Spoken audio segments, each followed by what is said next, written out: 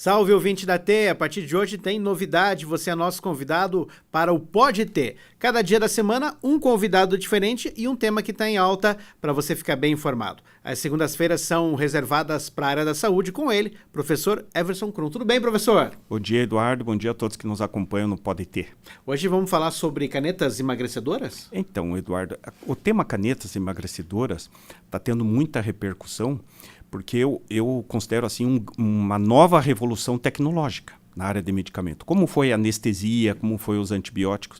Por quê? Porque as consequências de um uso controlado, de um uso com acompanhamento correto, com exames, e o baixo custo que isso em breve deve acontecer, vai revolucionar o tratamento não só da obesidade, porque faz tempo que não se consegue um medicamento que produza efeitos, e esses estão produzindo efeitos.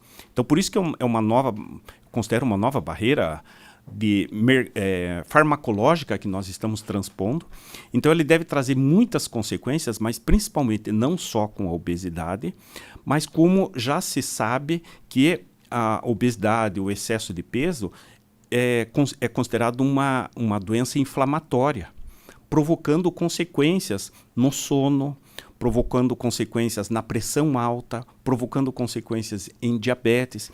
Então, quando se tem esse medicamento e vislumbrando o futuro, é uma nova era no tratamento dessas outras doenças, consequências do excesso de peso.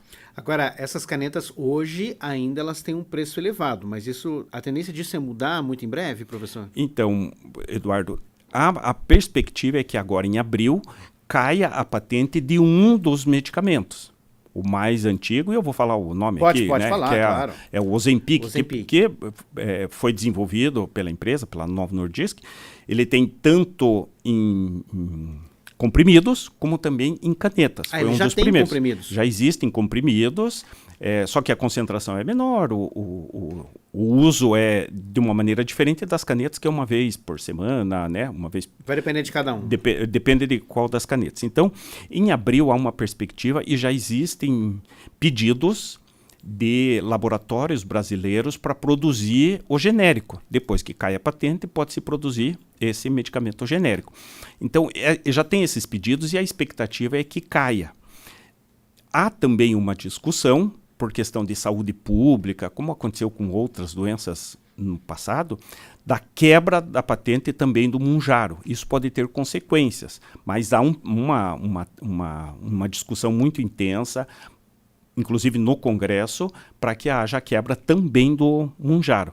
Então, num breve período de tempo, nós podemos ter novidades em relação às patentes. O que existe, mas também existe um pedido para prorrogar a patente do Ozempic. Então, em breve, nós podemos ter algumas novidades positivas ou, infelizmente, negativas em relação a isso. O que está atrapalhando ainda é o custo.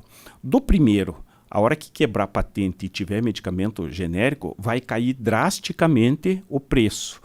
E se o SUS aprovar, a Comissão Nacional aprovar a inclusão no SUS, aí o volume de vendas vai aumentar e ainda vai ter a disponibilidade pelo SUS.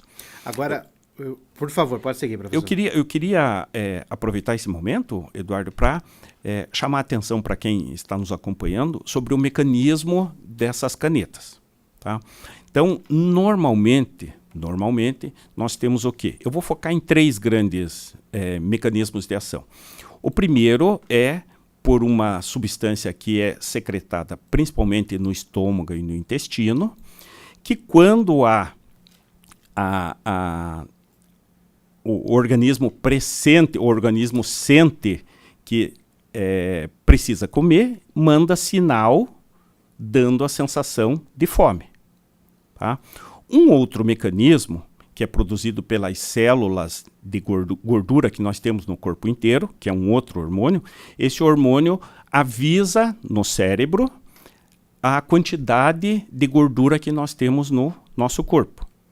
E um outro, que também existe no pâncreas, que se tiver em situação de regime, se tiver faltando, ele estimula o fígado a tirar gordura e transformar isso em glicose. para o organismo se alimentar e não ter essa sensação.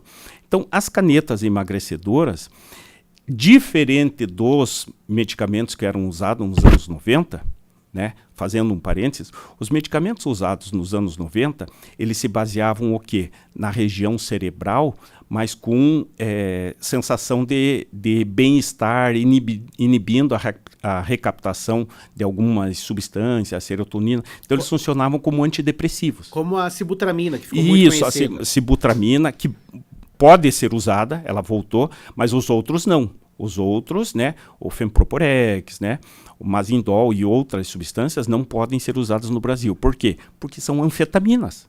Elas são anfetaminas, então elas causam dependência. Então foi proibido. O Brasil era um dos poucos que usava isso. Então eles foram proibidos. Esses medicamentos de agora, eles estão agindo de uma outra forma. Então eles estão agindo com uma das substâncias, que é a grelina, que o que esses medicamentos fazem? Informam de que não precisa comer. O outro medicamento, esse é basicamente o mecanismo de ação do Ozempic. O Mounjaro tem 2 mecanismos. Um que informa que não precisa comer e o outro que diz, está satisfeito. A quantidade está boa. Então, eles trabalham em conjunto. Por isso que ele é considerado uma evolução do Ozempic, o Mounjaro é uma evolução porque usa 2 mecanismos. A evolução maior ainda, Eduardo, e que em breve pode estar disponível, é o terceiro mecanismo sinalizando para o fígado que não precisa produzir glicose. Então, agindo em 3 frentes, né? Da saciedade, de que não precisa comer e ainda o organismo não precisa pegar fontes de gordura de outros locais para produzir a glicose. Então é uma nova evolução, em breve pode estar disponível, mas vejam que, como eu disse no começo, é uma revolução. Destaque para isso, o cuidado que tem que se ter, que se não tiver atividade física, o organismo funciona como se fosse uma boia. Essa região no cérebro se chama hipotálamo. Ele vai recebendo essas informações do corpo. Então ele vai coordenando, dando fome, dando saciedade. Os medicamentos agindo ali, temporariamente, enquanto tiver o medicamento, ele está trabalhando. Equilibra. Se não tiver atividade física, se não tiver uma mudança, chega uma hora que vai haver um ajuste de novo da quantidade e das necessidades do organismo. E aí pode ser que não tenha efeito, ou a pessoa para. Então tem que associar isso a uma mudança de estilo de vida, com atividade física, com alimentação e podendo trazer bons resultados para o futuro. Nos últimos dias a gente teve uma polêmica que trazia essa possibilidade de uma pancreatite vindo do uso desses medicamentos. Isso. Queria que, para a gente fechar, professor, o senhor falasse sobre os efeitos colaterais que essas canetas podem ter. O fabricante já avisa que isso pode ter. E aí que é o destaque de que precisa de acompanhamento de profissional especializado, profissional médico especializado. Por quê? Porque ele vai pegar alguns exames e ele vai acompanhar para ver se o pâncreas está bem, porque podem ter 2 consequências. O uso dessas substâncias faz com que o pâncreas dê uma movimentada. Às vezes, pela perda de peso, o mecanismo ainda não é correto, pela perda de peso, bem como por essa movimentação maior do pâncreas, ele entra em um maior movimento e algumas pessoas já tinham tendência a ter pedras, né? Cálculos biliares. E isso seria mais evidenciado com o uso das canetas. Por isso que precisa acompanhamento com exames. Por quê? Porque daí o pâncreas acaba atacando ele mesmo. Ele fica muito estimulado e acaba atacando ele mesmo. E eu queria dar só mais um destaque, Eduardo, para a gente finalizar. Não existe caneta emagrecedora produzida em farmácia de manipulação, que é um grande problema hoje. Né? Então, as canetas são industrializadas, a farmácia de manipulação tem uma outra autorização, mas que não pode fazer caneta. Os produtos são extremamente controlados pela Anvisa, vem da China, mas já está no mercado também algumas farmácias de manipulação produzindo esse medicamento, sendo que não é autorizado pela Anvisa e pelo Ministério da Saúde, pelo governo brasileiro. Ou seja, quem quiser fazer uso vai ter que pagar esse valor, pelo menos por enquanto, esse valor mais alto. E ainda a preocupação, teve recentemente uma dita influencer, né?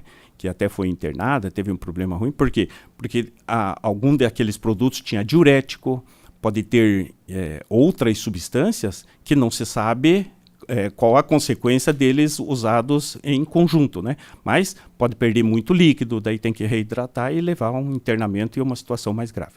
Perfeito. Toda segunda-feira, então, professor Everson Krum no nosso Pode Ter. Boa semana, professor. Obrigado. Boa semana a todos. A gente se encontra amanhã aqui no Pode Ter. Até lá. Tchau.